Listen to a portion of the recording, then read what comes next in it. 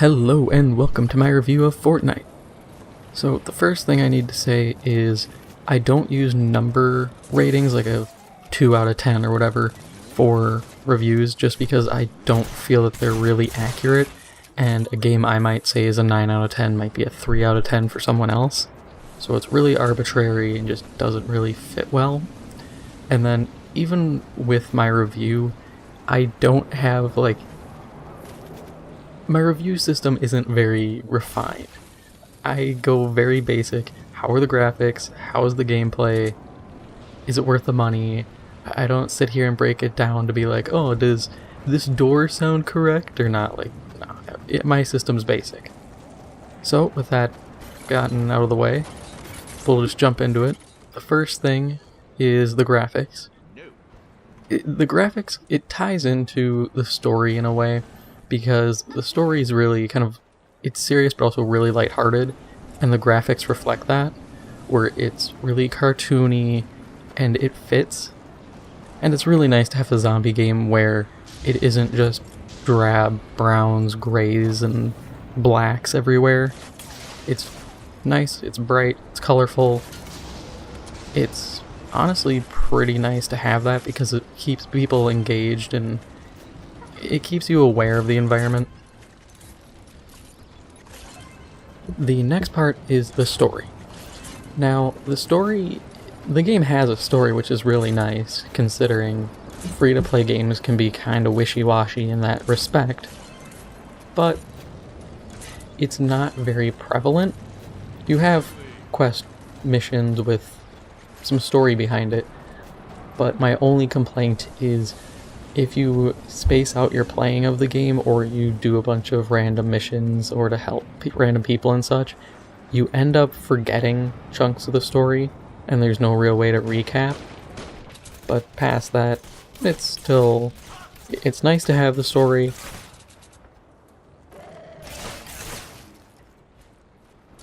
There's a good number of game modes for Fortnite, surprisingly, considering the whole game loop is essentially get dropped into a random environment, find the objective, defend the objective, leave. But they've managed to at least change it up a bit, so you're defending an Atlas unit, which will shoot a laser beam that I don't know what it does. There's the defending the rocket to launch a satellite. There's defending Lars's van so that he can do a meteorological survey of the storms that are turning people into husks. And there's also rescuing civilians, which instead of making that just a side objective, it's the primary objective.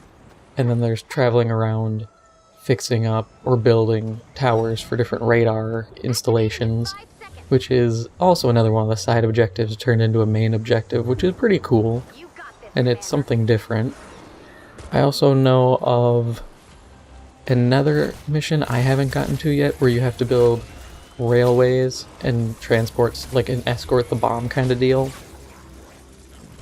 And then the developers have even said that they're adding more game modes to the game as it progresses, so that's pretty solid.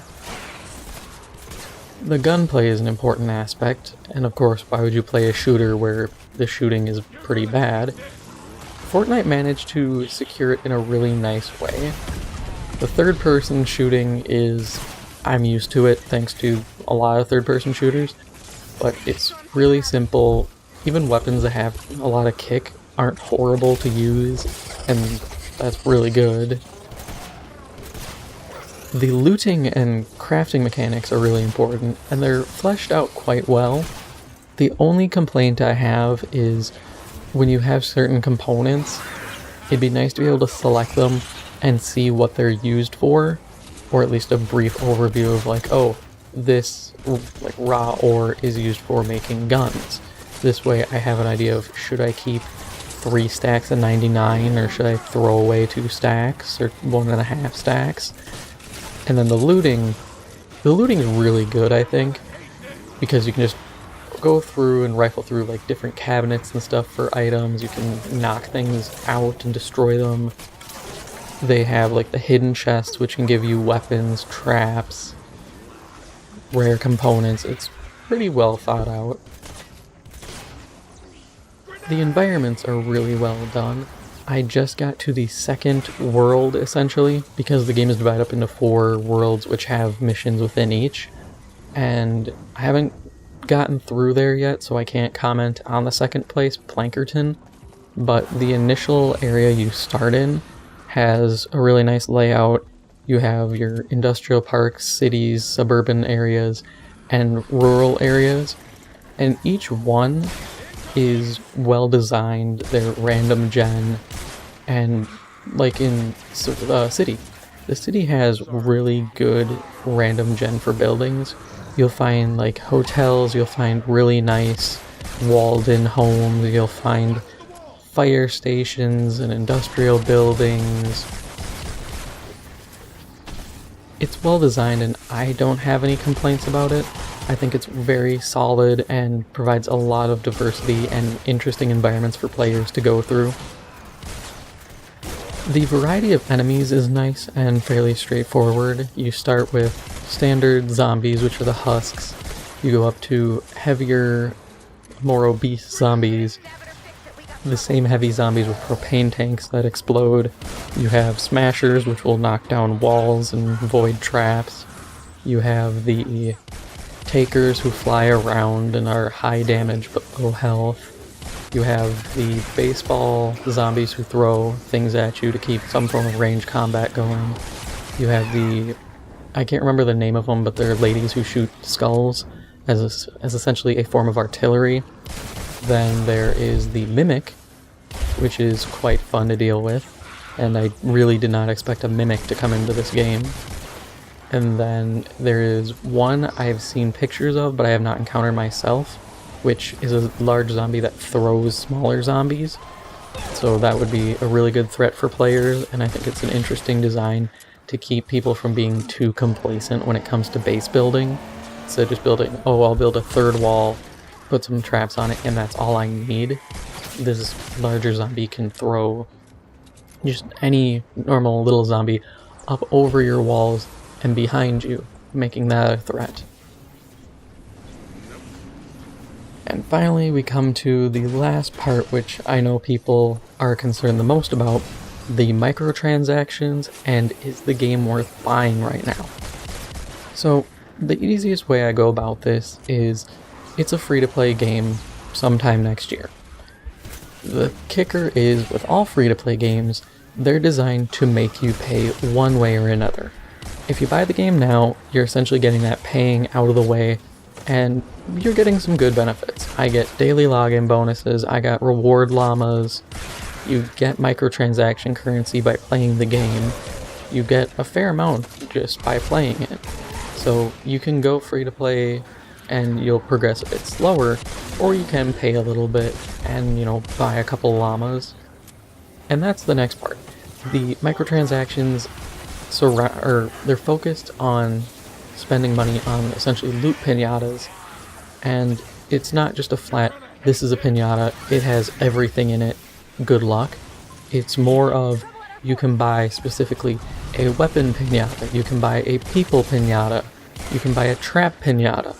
Each one of these things has something special about it, so you can tailor how you want to spend your money, and even then they have deals on them, where it'll be, oh, you can buy, 3 people pinatas for a percentage off. So it's fairly nice considering a lot of free-to-play games just flat out say, this is how much you're paying, this is what you get, we don't do any deals, get out of my store.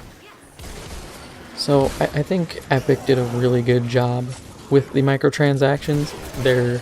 They're kind of annoying at times because you'll have instances like I did where I bought 2 people pinatas, and I didn't get any purple grade characters, which is what I was really hoping for, because I needed more purple, or I wanted to get a legendary or even the top tier, which is mythic. I was really hoping to get one, but I can't complain too much because that's how they make their money. And I'm cool with it. I managed to get a few characters I didn't have. I got a few characters I could put into a collection book, or I could grind up for XP to put into other characters. And that's really all I have to say. Is the game worth buying? I would say yes. You don't have to spend, what is it, $150 I think on their super fancy deluxe edition. You can buy, I think, a $40 version of the game. You get the game, and you can play it. It's nothing difficult, and right now, if you play it, you can get Founders Coins, which get you special edition piñatas that can get you some pretty fancy weapons. I have a orange tier, which is just below the top tier, but I have an orange tier Founders weapon, which I got from a Founders piñata, and that's pretty solid. And I know this isn't really the most top-of-the-line, super detailed review you can find, but my big thing was, this is just me, off the cuff, being honest about it, and I hope that's something you guys can appreciate with this video. So, with that being said, thank you for watching. If you like this video, if you like anything I do, please make sure to hit the like button. If you're new, hit the subscribe button, and I'll see you in the next one.